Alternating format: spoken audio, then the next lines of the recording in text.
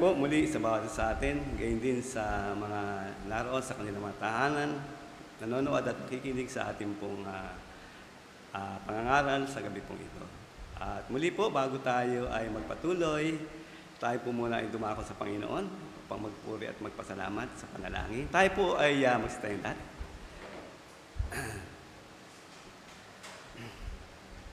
Mapagpalang Diyos na aming Ama, sa iyo po ang kapurihan at kalwalatian sa gabing ito. Salamat po sa iyong pangunguna sa bawat sa amin patungo dito sa iglesia. At gayon din sa paparito pa lang, dalayan po namin, ingat at gabayan sila.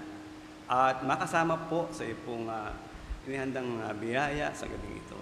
Patawad po anuman ang mga pagkukulang, kasalanan na patuloy po namin nagagawa. Linisin ang aming isipan, ang aming puso, banal dugo ni Jesus. At naway patuloy po na makamta namin ang aming pangangailangang espiritual sa gabing ito. At dalayan ko rin po, Ama, ang pagkilos ng iba espiritu sa aming kalagitnaan. Muli sa iyo po pinagtatagubilin ang bawat gawain at bawat isa na may gagawin at gaganaping mga tungkulin. Salamat po. Ang lahat ng ito ay aming dalangin. Sa pangalan po ng anak na si Jesus. Amen.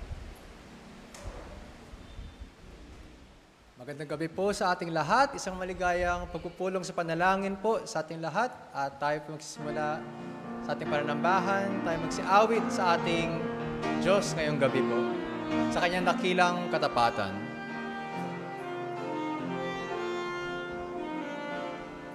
Sadyang kay buti ng ating Panginoon, magtatapat sa habang panahon, maging sa kabila ng ating pagkukulang, biyaya niya ay patuloy na laan. Katulad ng pagsinag ng gintong araw, patuloy siyang nagbibigay ng love. Kaya sa puso ko't damdamin, katapatan niya ay aking pupurihin.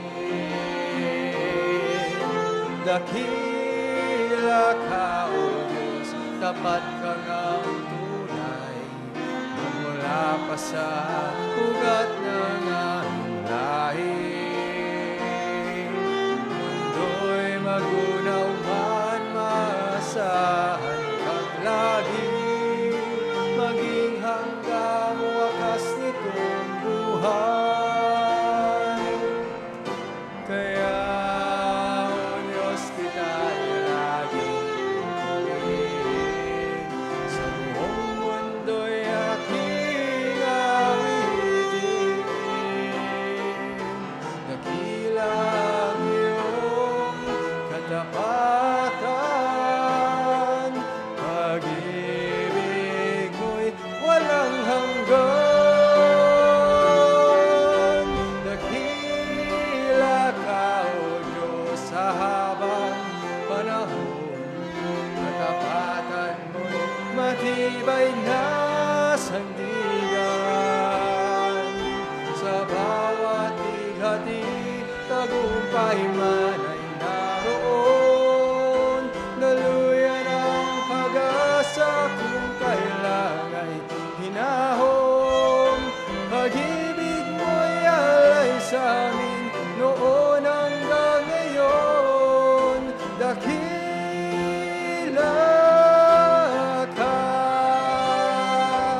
O Diyos, dakila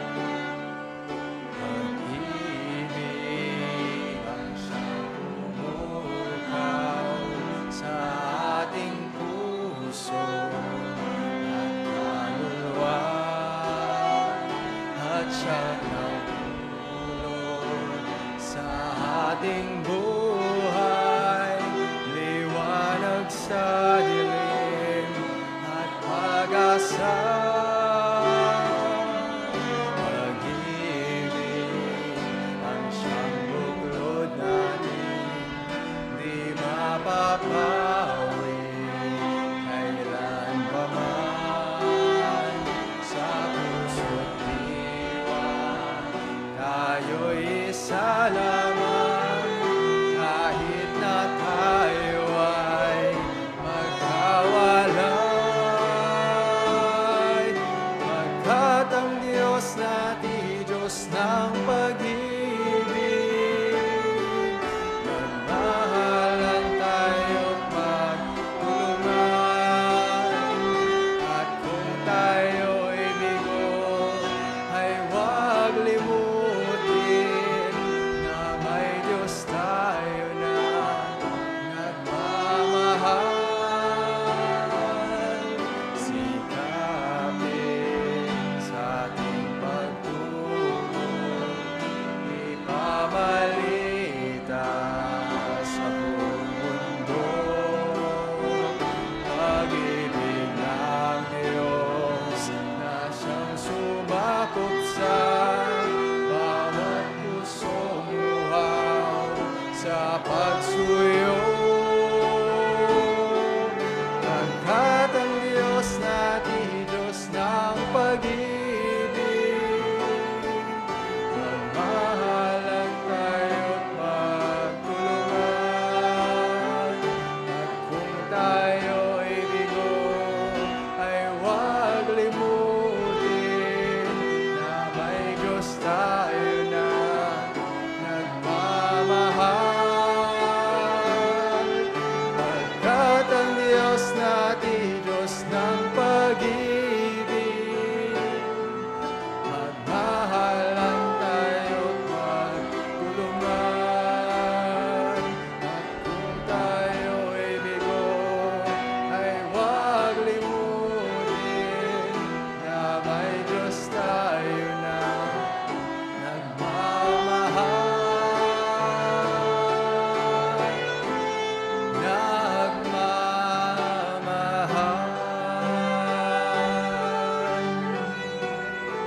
Amen po, tayo po ay magsikamayan sa isa't isa habang inaawit ang ligaya ng buhay.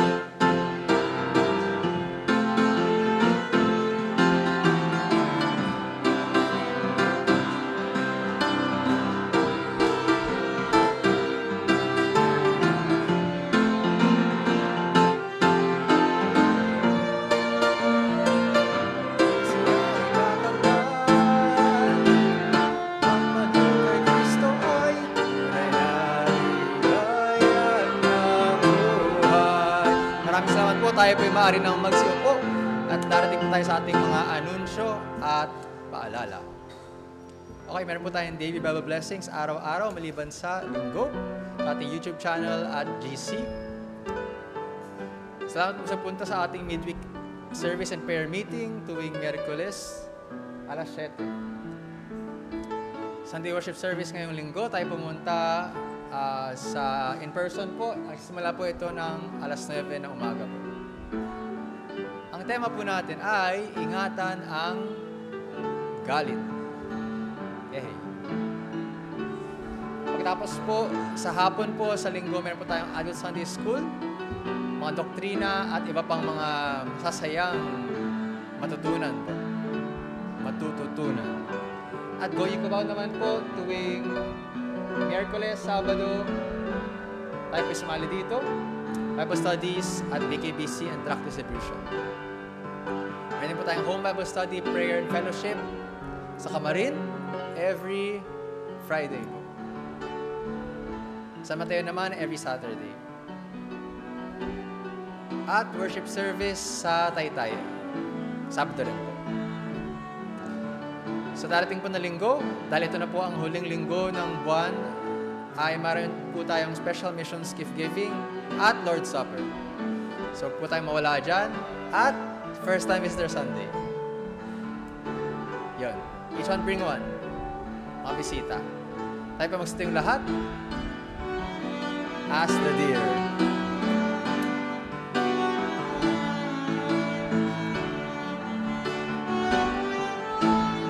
As the deer panteth for the water, so my soul longeth after thee. You alone are my heart's desire, and I long to worship thee. You alone are my strength, my shield. To you alone may my spirit yield. You alone are my heart's desire, and I long to worship thee. I want you more than gold and silver, only you can satisfy. You alone are the real joy giver and the apple of my eye. You alone are my strength, my shield. To you alone may my spirit yield. You alone are my heart's desire, and I long to worship thee. You're my friend, and you are my brother, even though you are a king. I want you more than any other, and you are my everything. You alone are my strength, my shield. To you alone may my spirit yield. You alone are my heart's desire, and I long to worship thee. Amen po, tayo po magsiupo at ating papahinggan ang mensahe ngayong gabi mula kay Deacon Conrado Castillo po. Magandang gabi po muli sa bawat isa narito sa loob ng ating iglesia at gayon din sa kanila pong mga tahanan sa online. At naway ang salita po ng Panginoon ay maging biyaya po sa bawat isa sa atin at patuloy na tayo ay magkaroon ng kasiglahan sa paglilingkod sa Panginoon sa kabila ng mga dumarating na hindi po natin mga inaasahan. At naway sa gabi rin pong ito ay lubos po nating maunawaan kung bakit tayo ay nagtitipo narito sa ating pong iglesia. At ang aking pong paksa sa gabing ito ay may pamagat, maging tagahikayat sa pagkakaisa. Maging tagahikayat sa pagkakaisa. Yan po yung isa sa mga tungkulin ng mga Kristiyano. Hikayatin yung mga naligtas, madala sa iglesia, lumago, at magamit din ng Panginoon. Ganyan din yung ating mga nasasakupan, yung ating pong mga kasambahay. At dalawang talata po, ating basahin sa Hebrew chapter 10, verse 24 at 25. Hebrew chapter 10, medyo ano na natin to, no? Medyo parating na lang naparating na nating narinig to, no? At ito bibigay po ng isang paalala, ano? Paalala po sa bawat sa atin. Okay, sa ating pong pagbasa, ay inanyahan ko po kayong magsitayong lahat at sabay-sabay po nating basahin ang Hebrew chapter 10 verse 24 at 25. Okay, sabi po diyan, handa, basa, at tayo'y mangagtinginan upang tayo'y mga udyok sa pag-iibigan at mabubuting gawa. 25, na huwag nating pabayaan ang ating pagkakatipon na gaya ng ugali ng iba, kundi mangag-aralan sa isa't isa at lalo na kung inyong namamalas na nalalapit na ang araw. Okay, bago po tayo magpatuloy, tayo muna po ay dumako muli sa Panginoon. Humingi tayo ng gabay, unawa, at patnubay mula po sa Banal na Espiritu. Aming Amang Banal, muli sa iyo ang kapurihan, kaluwalhatian sa gabing ito. Hinihiling po namin, Panginoon, na ikaw ang siyang magbuka ng aking mga labi, maging daluyan ng biyaya sa bawat isa narito sa loob ng iglesia at gayon din sa kanila pong mga tahanan, nanonood at nakikinig sa aming pong midweek service.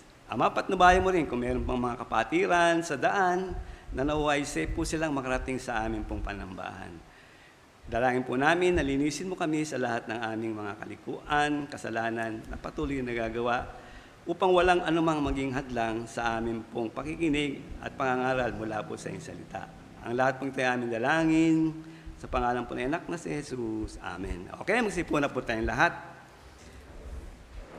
Maging tagahikayat, ano?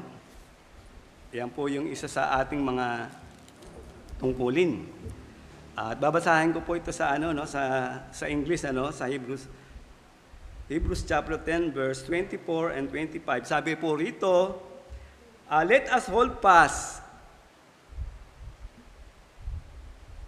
and let us consider one another to provoke unto love and to good works. 25, not forsaking the assembling of ourselves together, as the manner of some is, but exhorting one another. And so much the more as you see the day approaching. Ayan po, ano? At isang bagay po, na mahalaga sa bawat isa sa atin, lalo na sa kasalukuyan, yung ating mga kabataan, kalimitan, ay school, bahay. School, bahay, At kung minsan, ay hindi na po sila nakakapag-exercise, At kalimitan, mapapansin natin na ang mga karamdaman ng kabataan ngayon, yung mga sakit, hindi pangkaraniwan Yung sa mga matatanda, diabetes, high blood, biro nyo, kabataan, meron ng sakit na ganoon. Kasi nga, hindi kumikilos Tamad, ika nga, sa kanila pong sarili. Kasi kalimitan, ganun lang sila, Gumagana yun lang, yung mga mata. Tayo po, bilang mga manampalataya, ay pinaalalahanan din tayo, Kasi talagang mahalaga po, ang tayo ay nasa loob ng iglesia, lalo na sa araw ng panambahan. Kaya naman nabanggit ko, mahalaga ang physical, na exercise upang ang bawat bahagi ng katawan ay gumana, maayos, lumusog, at malayo sa anumang karamdaman. Ngunit kung minsan po, kung nag-iisa, ay tatamarin ka. Kaya kailangan mo ang kasama upang magbigay sa iyo ng sigla na magpatuloy. Yan po yung tungkulin natin. Magbigay kasiglahan sa ating kapwa mananampalataya upang sila ay patuloy kumikilos, gumagawa bawat bahagi ng kanilang pangangatawan, spiritual. Yan po yung kailangan natin, At sa Ecclesiastes po, di po ba, mayroong binanggit si Solomon sa Ecclesiastes chapter 4, verse 9 at saka 10. Sabi po diyan, dalawa ay maigi kaysa isa, sapagkat sila'y may mabuting kagantihan sa kanilang gawa.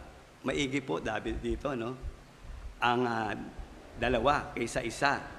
Sa 10, sabi, sapagkat kung sila'y mabuwal, ibabangon ng isa ang kanyang kasama.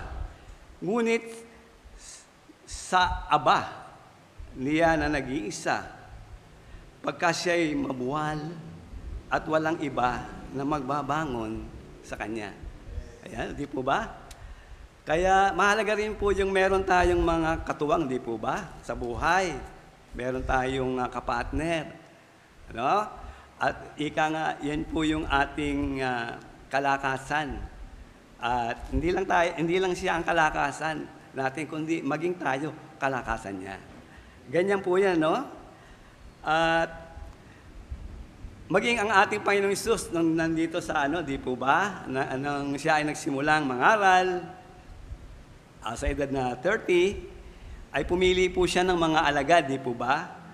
At yung kanyang pinili, unang-una yung 12. At pagkatapos ay 70. Hindi lang sila nga pinahayo, o sige, pumaroon kayo, bawat isa sa inyo sa gawain. Mangaral kayo, magpagaling kayo, magpalayas kayo ng masamang espiritu. Hindi po ganun, hindi po ba? Parating, dalawa yung kanyang pinahayo. Kaya makikita natin dito, yung mahalaga sa bawat isa sa atin na meron tayong katuwang, lalo na sa gawain natin sa ating iglesia. Sabi nga, kung siya'y mabuwal, ibabangon ng isa ang kanyang kasama. Ngunit sa aba niya na nag-iisa, pagka siya'y nabuwal at walang iba na magbangon sa kanya. Yan, nasubukan ko na po yan sa Bicol. Kasi yung doon, yung pinakapastor doon, tuwing Sabado. Ako, buong linggo, kuminsan, tuwing hapon, umiikot ako, at pinapasyalan ko yung mga Bible study, nagbibigay ng tracts. Ganun po, at napakahirap po.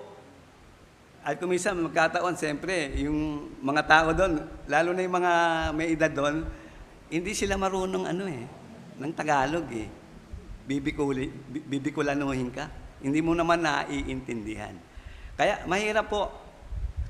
Kaya nga, yung mga nagpupunta sa ibang bansa, sila po ay patuloy na nag-aaral ng kanilang mga kultura doon, kanilang mga wika, bago sila ay tumungo roon.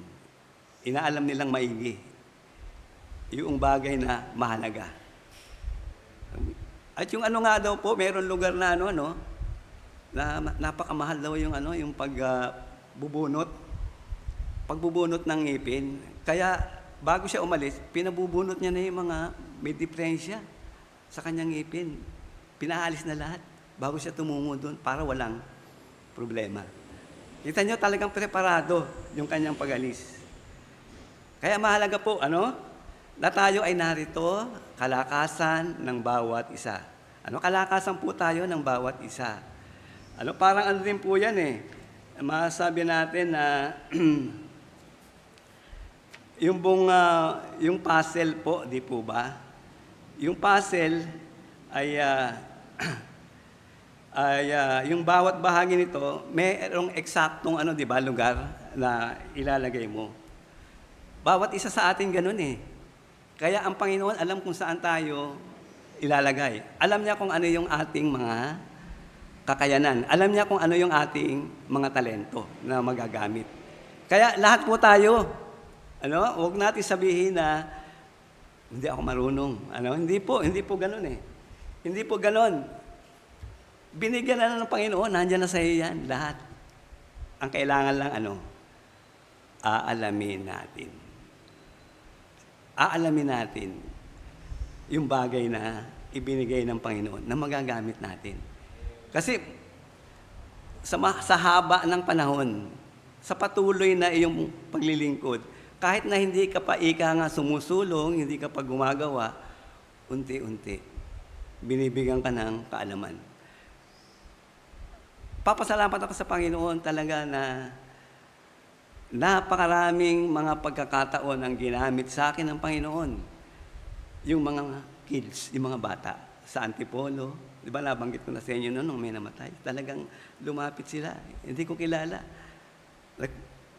Sabi sila ay naglilingkod sa Panginoon. Napakalaking kagalakan. Sa Bicol, ganun din po ilang barangay yung bawat sa gilid, 4 yun, sa gilid ng dagat. Hindi ko na alam pero ang mahalaga po doon, yung naitanim natin. Naitanim natin? Alam ko, mayroon silang mga tanim na. At Diyos na lang ang magpapalago sa kanila pong tinanggap. At tayo po talagang meron tayong part, parang puzzle yan. Alam ng Diyos kung saan tayong iglesia ilalagay. Alam ng Diyos kung ano yung ating kakayanan. At tayo ika nga ang alam ng mga bagay na yan. Hindi po imposible sa Panginoon. Kung talagang desidido ka sa isang bagay, mas higit tandaan natin ang Diyos sa iyong kalooban, sa iyong ikang natatanging kaloob. Gamitin po natin yan. Maliit na bagay yan, palalakihin ng Panginoon. 2 bagay lang po, gusto kong ibahagi sa inyo, 2 points, dito po ay merong, sa unang points ay merong 3 bahagi. May 3 bahagi. Unang-una po, sabi nga ay maging tagapanguna. Pag sinabi nating tagapanguna, parang parang may kasamang na yun, may hindi maganda, parang yabang, Hindi po, maging tagapanguna. Kasi alam natin na tayo ay nasa Panginoon, Alam natin na tayo ay gagamitin niya, At sa patuloy po nating paglilingkod sa Panginoon, natututunan natin ang maraming bagay. Kaya nga po dito sa Hebrew 10:24, sabi diyan, at tayo'y mga tinginan upang tayo'y mga udyok sa pag-iibigan at mabubuting gawa.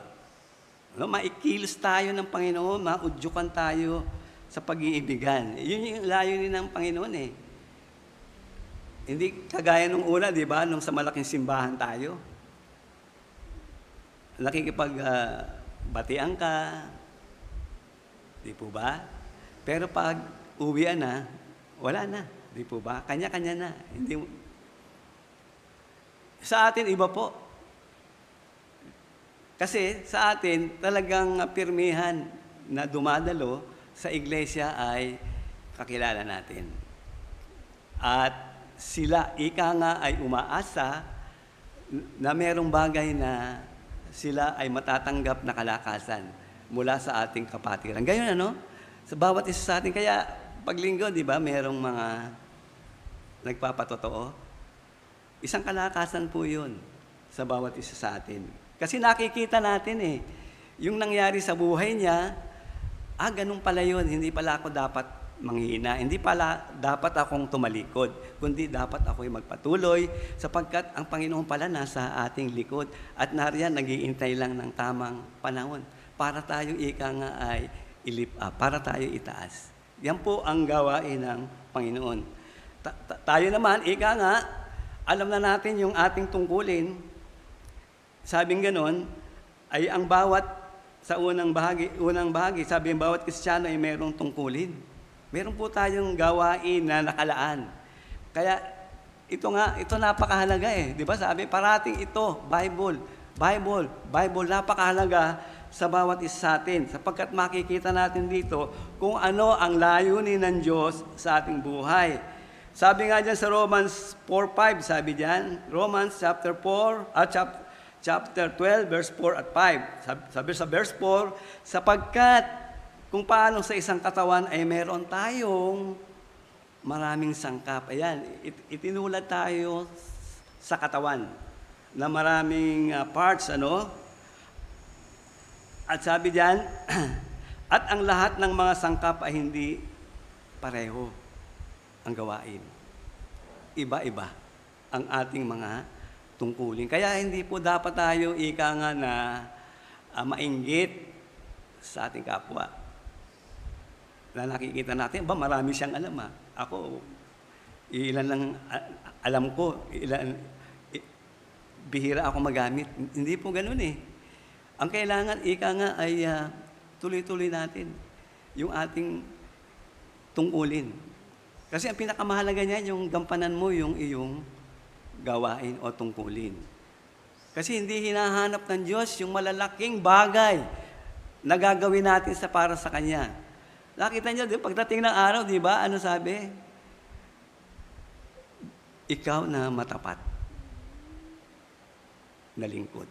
Yun ang hinahanap ng Diyos sa atin, maging matapat tayo, be faithful tayo na mga katiwala. Katiwala po tayo ng Diyos sa maraming bagay. Hindi lamang yung tungkulin natin sa iglesia, hindi lang sa mga ating kapatiran, maging sa ating tahanan, kung ano ika nga yung ating bahagi. Sa trabaho, meron tayo ika ngang tungkulin na dapat isagawa. Maging tagapanguna po tayo ng mga mananampalataya. Maging tagapanguna tayo. Kasi may mga tao na mga kapatiran nanghihina. Tayo yung magbibigay sa kanila ng kasiglahan para magpatuloy. No? Sabi, marami tayong bahagi at iba-iba po, hindi pare-pareho. At sa verse 5 sabi, gayon din tayo na marami ay isang katawan kay Kristo at mga sangkap na sama-sama sa isa't isa. Kita nyo? Kasama sa isa't isa. Para tayong isang team, koponan. Di po ba? Hindi pwede na tayo ika nga'y nag-iisa. Lalo na pag yung kagaya niyan, itong sa basketball, di po ba? Hindi pwedeng ikaw na lang na ikaw. Meron kang kasama, meron kang ka-team. At kapag ikaw ay na-check, nabantayang maigi, hindi ka na makakagawa Kaya kailangan lahat gumagana yan, gumagawa. Yun yung ating pong tungkulin, ano? Marami tayo, isang katawan, at mga sangkap na sama-sama sa isa't isa para magpalakasan. Kasi mayroong mga kuminsan, di ba, may mga nanghihina, bumabaksak, nawawala. Tayo yung ikangang mag-encourage sa kanila. Tayo yung magpapalakas sa kanila para muli ay bumalik sa Panginoon at magamit. Kita nyo si nung nilikha ng Diyos, si Adan. At sabi doon, nakita ng Diyos yung mga hayop, mayroong mga katuwang, may kapartner, At sabi ng Diyos sa Genesis 2:16, wala ito dyan, 2:18, sabi dyan, at sinabi ng Diyos, hindi mabuti na ang lalaki ay mag-isa. Sa ilalalang ko ng isang katulong niya. Kaya, kinuha yung isang tadyang niya, ginawang babae. Sabi sa 22, at ang tadyang na kinuha ng Panginoon Diyos sa lalaki, ay ginawang isang babae at ito'y dinala niya sa lalaki. Kaya nung una pa man, talaga nakita ng Diyos na hindi maganda yun, solo, nag-iisa. Kaya ibinagaloob niya si Eva. Kaya sa atin po, alam ko na lalo na kung baguhan tayo, bago lang tayo ika nga naging mananampalataya, nandun pa yung takot, hiya, alam ko yun. Pero, kailangan lang patuloy. Patuloy lang. Maaalis po yan Mapapalitan ika nga ng tapang yan. Kapag ika nga sa maliit na bagay na ginawa mo, palalakihin ng Panginoon niya. Tandaan po natin yan. Kaya, sa pangalawa po sabi, mapapalakas ang bawat bahagi nito, ang katawan ni Kristo. Sabi diyan sa Ephesians 4:12, sa ikasasakdal, sabi rito, ng mga banal sa gawaing paglilingkod sa ikatitibay ng katawan ni Kristo. Nandiyan kaya ibinigay sa atin yung mga nung una, di ba? Yung mga prophets, at itong mga teacher, bishop, at mga iba pang mga leader sa iglesia, no? Hindi lamang dapat sila ang ating ikang tinitingnan, no? Higit sa lahat ang Panginoon. At kung ano yung kalooban ng Diyos sa ating buhay, maging huwaran, sabi nga rin dito, no? Maging huwaran ng bawat Kristiyano. Kasi bihira, sa mga mananampalataya, ika nga ang nagiging huwaran, bihira. Kaya nga ang sabi ng Panginoon, maraming tinawag. Ngunit ilan lang ang nag-response. Maraming tinawag ang Panginoon eh. Kaya sabi nga niya na ipanalangin sa Panginoon na magpadala ng maraming manggagawa. At ipanalangin po natin maging yung mga anak natin. Huwag natin nga panghinayangan kung sila man ay ginastosan natin ng malaki sa pag-aaral hanggang sa matapos. Kasi ang Panginoon, nga ang nakakaalam kung sino yung kanyang gagamitin upang maging isang leader. Kaya hindi natin pwedeng tawaran ang mga kabataan sa kasalukuyan. Yung kanilang kalagayan, yung mga kanilang kakulitan, yung kanilang ikang pagbubulakbol Hindi. Kailangan lang patuloy, ipanalangin. At makikita po natin na ang Panginoon ay kikilos. Kaya po dapat kung ano man yung ating sinasabi ay makita sa gawa. Makita po sa ating gawa. Napakahalaga po yun. Para nandun yung respeto, nandun yung tiwala. Kasi minsan na masira ang tiwala sa iyo ng tao dahil sa sinabi mo, hindi naman nagawa, walang kabuluhan po. At maaaring sa susunod, hindi ka na paniwalaan. Kasi nariyan sa atin ang kaloob ng Diyos. Inihanda niya na yun. Katulad po dito sa pangatlong bahagi, sabi, mayroong bunga ng banal na Espiritu. Sabi niya sa Galatians 5, 22-23, sabing ganon, dadapwat ang bunga ng Espiritu ay pag-ibig, katuwaan, kapayapaan, pagpapahinuhod o long-suffering, kagandahang loob, kabutihan, pagtatapat, at 23, kaamuan, pagpipigil, labas na gayong bagay ay walang kautusan. At kung babasahin po natin, itong sa verse 22, sabing doon, dadapwat ang bunga. Doon sa English na word, fruit. Hindi plural.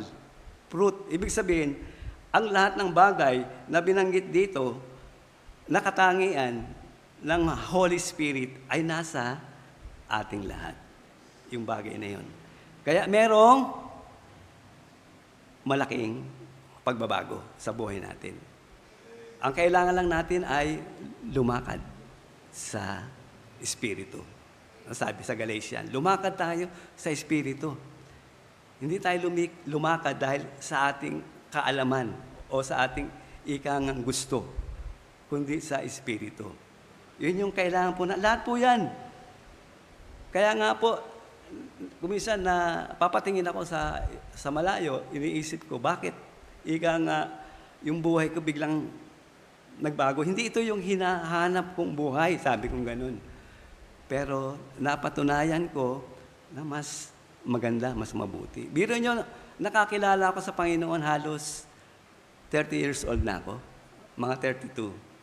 Ngunit dahil ang isang tao, kapag humahanap ng katotohanan niyan sa buhay niya, yung kakulangan sa kanya ay ipinagkakaloob ng Diyos. At yung mga lumipas na mga taon, pinag-isipan ko yan. Unang-una nga, sabi ko, sayang yung mga dumaang taon na yun.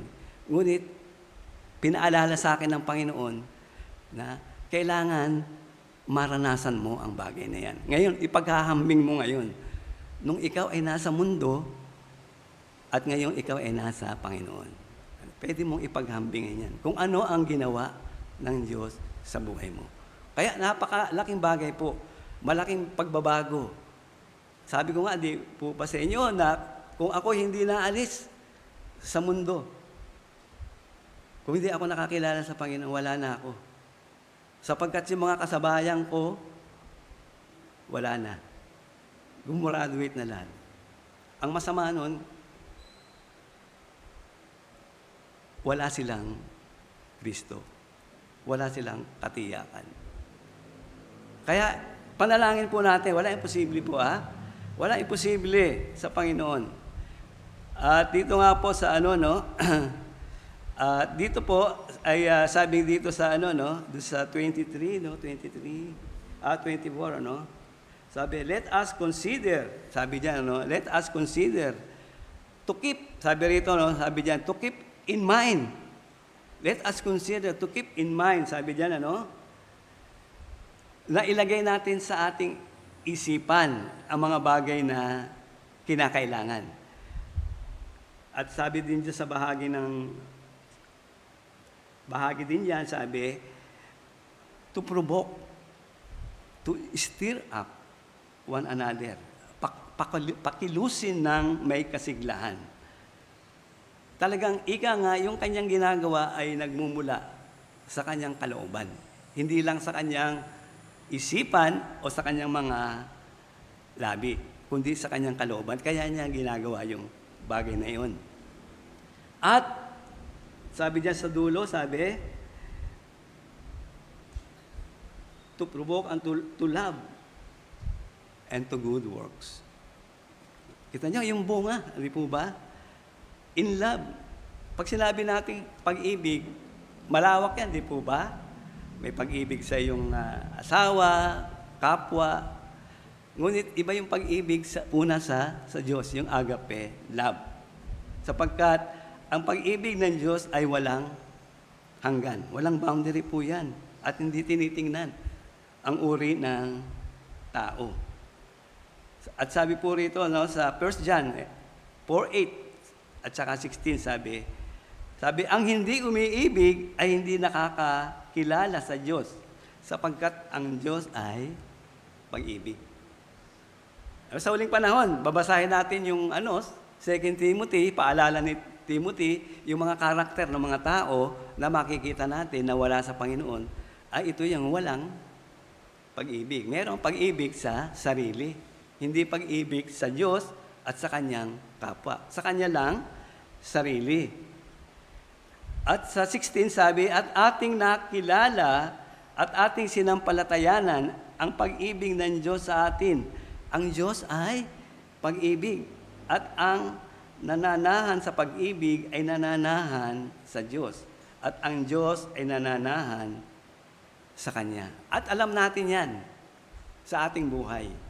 Kung nasa atin ang Diyos. Sapagkat siya ay ika nga kumikilos sa buhay natin. Papaalala. At ika nga nagbibigay sa atin ng kaunawaan. Lalo na sa salita ng Diyos. Kaya napakahalaga po. Napakahalaga sa atin. At maging tagapanguna tayo, At katulad po kilala natin si Benjamin Franklin, isa po siyang mahusay na tagapagsalita, statesman, scientist, inventor, writer. At alam niyo ba siya yung kauna-unahang naglagay ng street light. Unang-una, naglagay lang siya doon sa may kanyang bakuran Aba, nakita nung marami, nung kanyang mga kapitbahay, naggayahan, naglagay na rin sila ng mga ilawan doon sa kanilang tapat ng bahay. Paano yung impluensya, Kaya tayo po ay makaka-impluensya tayo, lalo na sa ating mga kapatiran, lalo na sa mga bago.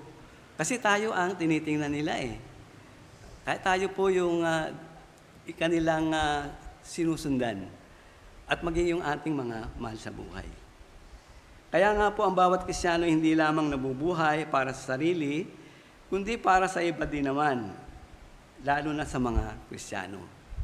Kaya nga, di ba, na dapat mahalin natin ang ating mga kapatiran. Naalisin natin yung anumang mga hindi karapat-dapat na mga pagtatampuhan. Kasi nauuwi sa hindi maganda po yan, bagay na yan eh. Kaya ako talagang tunay nga po, ayoko nung merong na tao na sumasama ang kalooban sa akin. Kagaya kanina po dun sa bahay. Kasi alam nyo, totoo lang gumagamit ako sa bahay kahoy, panggatong.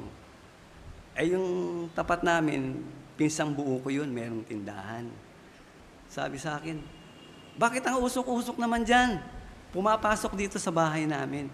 Aba, sa isip ko, ba't hindi gumawa ka ng paraan? Isarado mo yung pinto. Sa isip ko lang yan, Pero parang ang banal na espiritu, nagko-convict, sa akin. Sabi ko, makipag-ayos ka. Yung pinuntahan ko. Sabi ko, pasensya ka na, kasi kumisan yung hangin pababa, at kumisan na iwanan ko yung gatong, kaya malakas yung usok.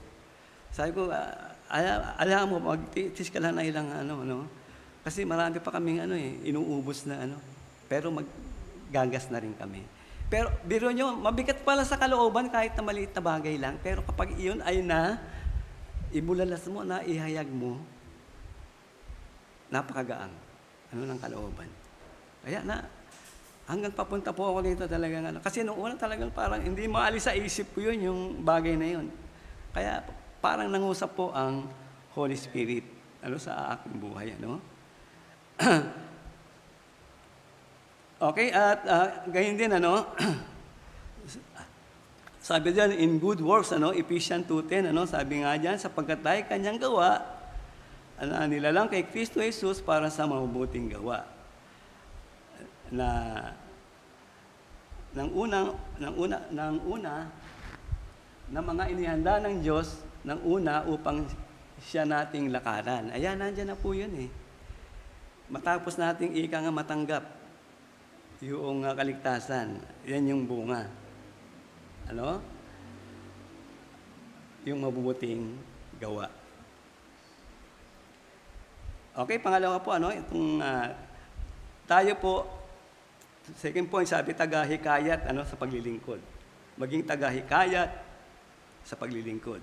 10:25, sabi yan na huwag nating pabayaan ang ating pagkakatipon, lagaya ng ugali ng iba, kundi mangag-aralan sa isa't isa at lalo na kung inyong namamalas na nalalapit na ang araw. Hindi natin alam kung ano ba yung nalalapit, yung pagbabalik ba ni Christ, o yung katapusan ng mundo, o yung ating kamatayan. Malawak, kaya sa ating pong buhay dapat ay ginagawa na natin. Para hindi tayo dumating sa punto na, hindi ko nagawa yung bagay na gagawin ko. Sa unang bahagi po, sabi, bawat bahagi ng katawan ni Kristo ay lumago. Yan po yung tungkulin ng bawat isa sa atin, lalo na yung mga nangangaral sa atin.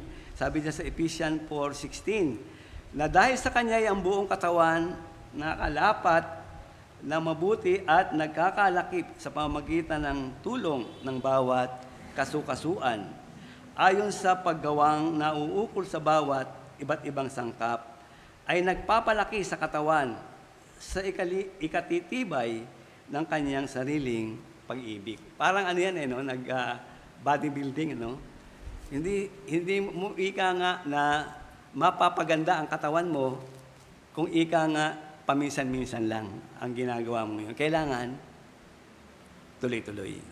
Tuloy-tuloy po yung ating ginagawa upang sa gayon merong magandang resulta. Ang lahat ay may tiyak na gawain. Tandaan natin ang lahat ay may tiyak na gawain sama-sama. At yan din po, sabi dyan sa 25, exhorting one another, mahikayat ang mananampalataya, ang bawat isa, bawat mananampalataya, na maging ganap o matured sa pananampalataya. di hahapay-hapay na Kristiyano. Kaya napakalaking ikangang ating katungkulan sa bawat isa. Malaki po. Sapagkat marami tayo, mga kapatiran, talagang nanghihina. Kailangan tayo yung papalakas sa kanila at mag-encourage, mananalangin, at atin silang aakbayan, samahan para sa kanilang paglago. At pangalawa, sa pananambahan ay laging bahagi, sa Hebrew 10:25, sa unang bahagi. Sabi diyan na huwag nating pabayaan ang ating pagkakatipon. Napakahalaga po ito, yung ating pagkakatipon. At dito nga, tayo ay magagamit ng Panginoon yung ating mga talento at kalakasan ng bawat isa ay magamit. Na huwag nating pabayaan, sabi, ang ating pagkakatipon na gaya ng ugali ng iba. Ibig sabihin talagang meron ng mga tao talaga na sa kanila pong gawain ay patuloy, sa kanilang panambahan ay patuloy. Kaya kailangan upang tayo lumago sa aral ng Biblia ay atin po itong masusumpungan lang sa ating pong pananambahan. Isang bagay po yan. Lalago po tayo. At di matitisurin sa mga maliliit na bagay. Kundi maunawaan natin yung mga bagay na, kasi ginagamit din ng Panginoon yung mga bagay na yan para makapag-isip tayo At para na maitama natin na hindi pala dapat na ako ay magalit, magtampo, hindi. Kasi kapag sa buhay mo dumating yan, pinalalakas ka ng Panginoon. Parang di ba? Nagtatrabaho tayong una, kagaya ko, nagkakarpintero ko, mamason, talagang kakapal ang iyong palad. Magkakaroon ng kalye. At ikaw ay matututo. Matututo ka lalago ka. Patingin-tingin lang ako nag-aano lang ako yung mga halo ng simento, buhangin. Pero katagalan. Pag nakita ko yung na walang gumagawa, yun sinusubukan ko. Hanggang sa natuto ko. Hanggang sa nagpamilya ako. Wala na ako sa sa pabrika. Bali, yun ang ginamit ko. Puhunan sa pagpapataguyod ng aking pamilya. Kaya merong layunin ng Panginoon. Yung sa mga pinagdaanan natin na lumipas, gagamitin ng Panginoon. Di madala ng maling katuruan. Ayan. Ito nga, yung isang bagay. Maging maingat tayo. Maraming mga lumalabas na mga katuruan ngayon. Kaya dito tayo, nakapokus sa salita ng Panginoon. Kalakasan ang patotoo ng ibang Kristiyano. Ayan, kalakasan yung patotoo. Kaya sabi ko nga, yung mga nagpapatotoo, talagang napahanga tayo, di po ba? Sa buhay na, kasi hindi naman natin nakikita yung buhay nila Pero, yun yung kanilang pinagdaanan. At sa atin, isang halimbawa yun, na kung dadaan tayo sa ganung kalagayan, alam natin. Alam natin ang kaparaanan. Kaya nga yung di ba, yung Old Testament, mahalaga rin sa atin yan Di po ba? Di ba sa Romans 15, di ba? Ano ba sabi doon sa Romans 15:4? Ito yung magbibigay sa atin ng halimbawa. Sabi diyan sa Romans 15:4, sapagkat ang anumang bagay na isinulat ng una ay nangasulat dahil sa ikatututo natin upang sa pamagitan ng pagtitiis at pag-aliw ng mga kasulatan ay magkaroon tayo ng pag-asa. Makita natin, di ba, yung mga buhay ng mga kilalang mga karakter sa Bible, David, Solomon, Moises, sila ay merong mga palpak, na mga buhay din. Yung mga bagay na yon, isang lesson sa atin na hindi natin sila matularan. Pero yung mga bagay na maganda para sa atin ay kunin natin. Yun yung Old Testament. Halimbawa. Kaya nga po, handa tayo sa bawat sandali. Sa pangatlong bahagi, sabi, maging handa tayo sa bawat sandali. Sabi diyan sa huling bahagi, sabi, at lalo na kung inyong namamalas na nalalapit na ang araw. Ay, kasi hindi natin alam. Ano ba yung nalalapit na araw na yun? Maaaring pagbabalik ni Kristo, nagampanan na ba natin tungkulin natin, natapos na ba natin, at nalalapit na yung ating buhay. Di po ba? Kung kagaya namin, kagaya ko, nasa medyo alangangin na, no? Padapit hapon na. Kaya ito na ang nga ibigay na natin yung todo. Ano?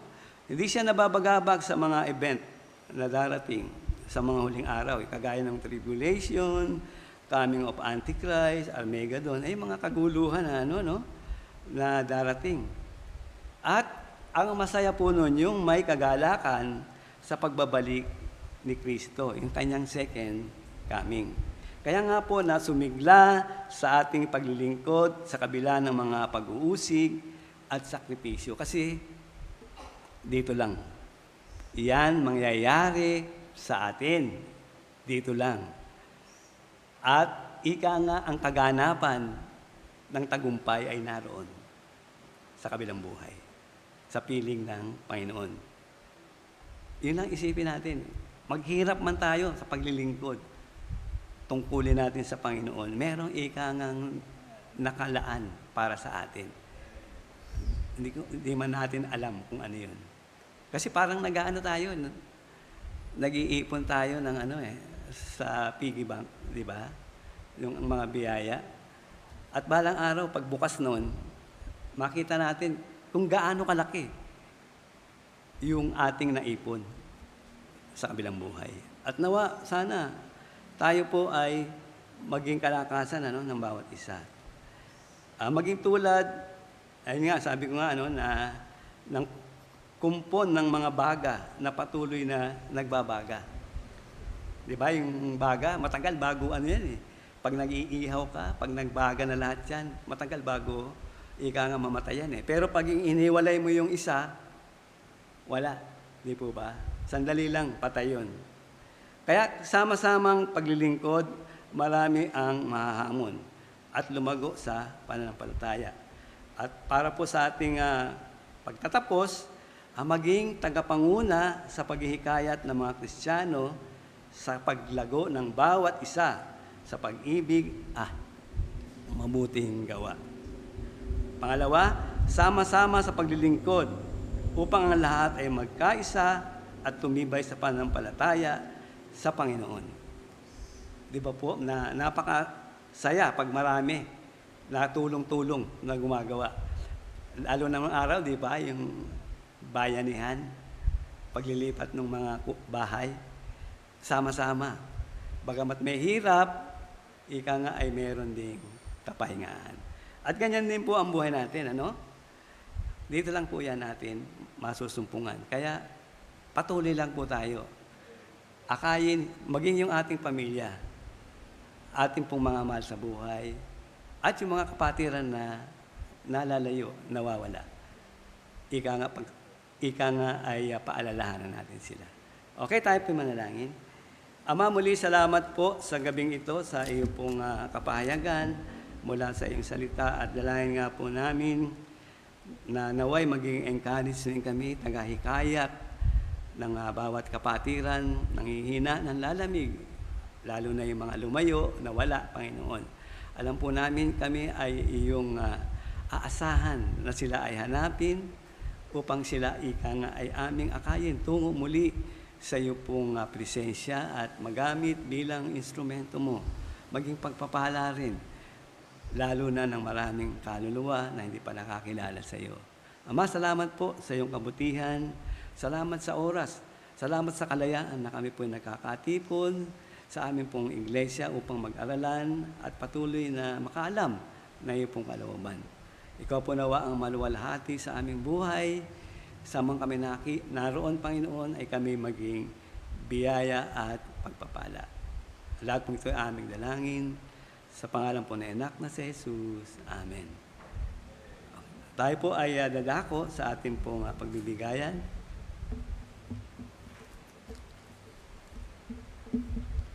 At sa kawikaan po, ang sinasabi sa Kawikaan, Kabanatang 3, Talatang 9 at 10, parangalin mo ang Panginoon ng iyong tinatangkilik at ng mga unang bunga ng lahat mong ani. Sa gayoy mapupuno ang iyong mga kamalig ng sagana at ang iyong mga alilisan ay aapawan ng bagong anak.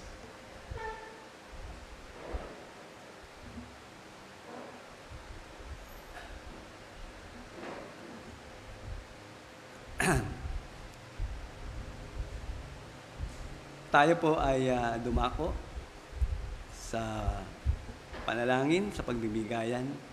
Mapagpalang Diyos naming Ama, sa iyo ang kapurihan at kalulatian sa oras pong ito na amin pong dadalhin ang iyong bahagi sa aming tinatangkilik. At nagpapasalamat po kami sa patuloy na biyaya na iyong patuloy na ipinagkakaloob sa araw-araw naming pamumuhay. At dalayan nga po namin sa aming pagbibigayan na ito ay gamitin mo, Panginoon, para sa iyong mga gawain. At ang bawat isa sa kanila pong pagkakaloob ay magkaroon din ng kagalakan, makapagbigay man ng malaki o maliit. Alam po namin na ito ay magagamit upang iyo pong ebanghelyo ay lumaganap at maabot pa ang maraming kaluluwa hindi nakakilala sa iyo. Pagpalain mo nga po ang bawat isa. Pangalan ng anak na si Jesus. Amen.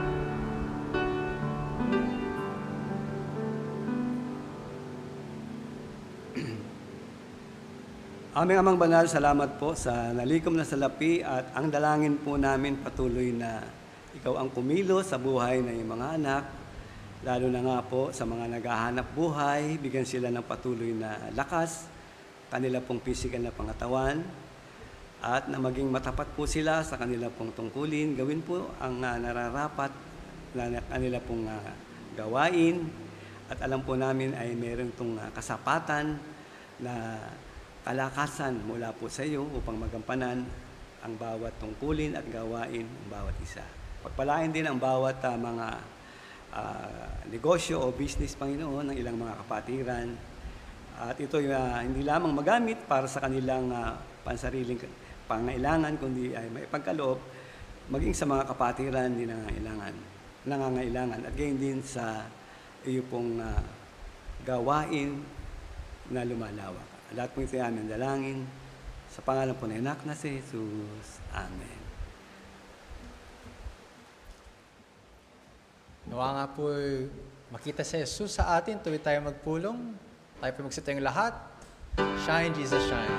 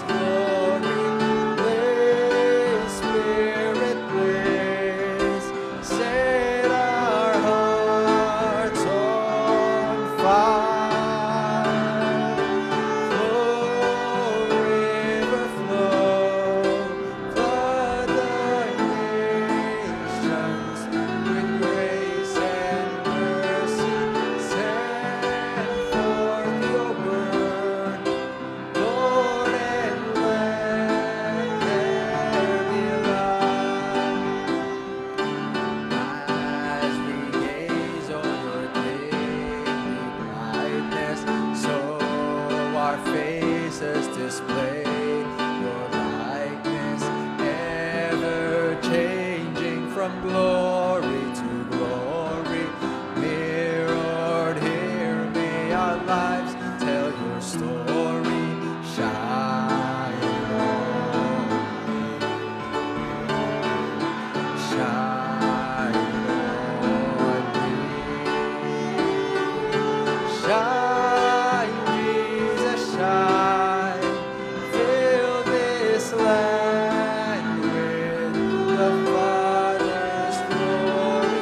Blaze, Spirit, blaze.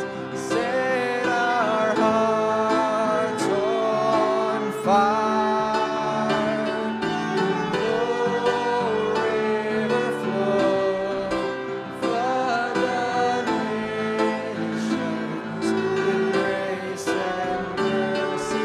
Send forth your word, Lord, and let there be light. Shine, Jesus, shine.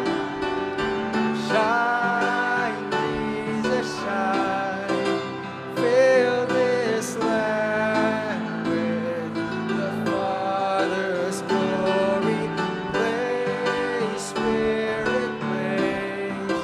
Set our hearts on fire. Flow, river, flow. Flood the nations with grace and mercy. Send forth your word, Lord, and let there be light.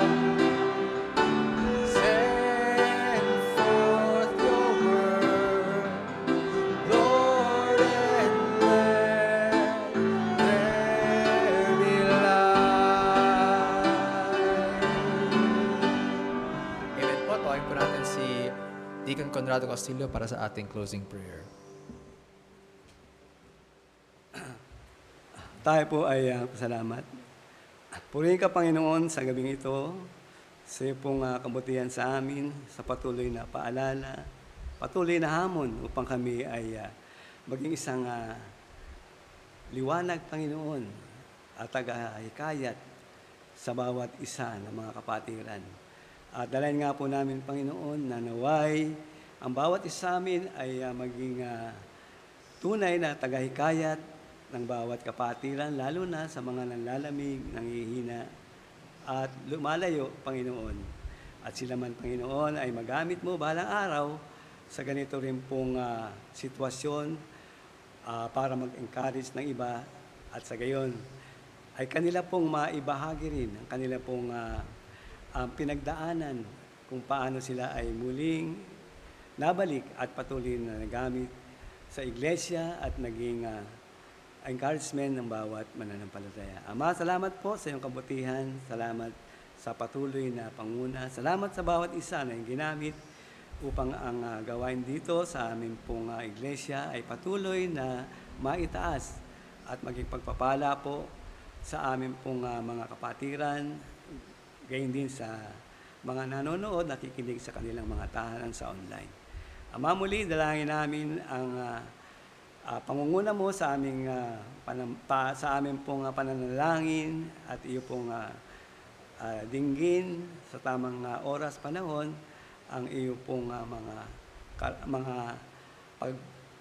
pagtatama at pagkakaloob sa aming pong mga karaingan. At gayon din sa aming samantalang paghiwalay, kami dalhin mo safe sa aming pong mga tahanan. Sa pangalan ng Anak ko si Jesus. Amen. Magandang gabi po.